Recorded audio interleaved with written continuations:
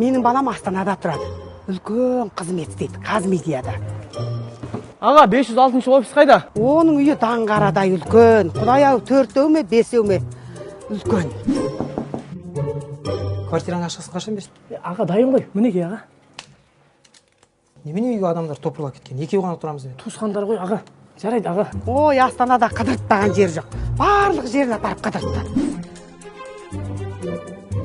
7 взрослый, 4 детский. Қайнар қайда? Бізде барлығы общий 11. Сол Астанаңа бізде барайық та? Ұлың айтшы, бізді күтіп алсын. Жарайды қазір. Алло, апа. Алло, Жұмабек? Біз Астанаға барамыз. Нағима, Бәтима, Сәуле. Қыдырып келуге Астанаға, Неше адам? 10 адам? Иә, жарайды.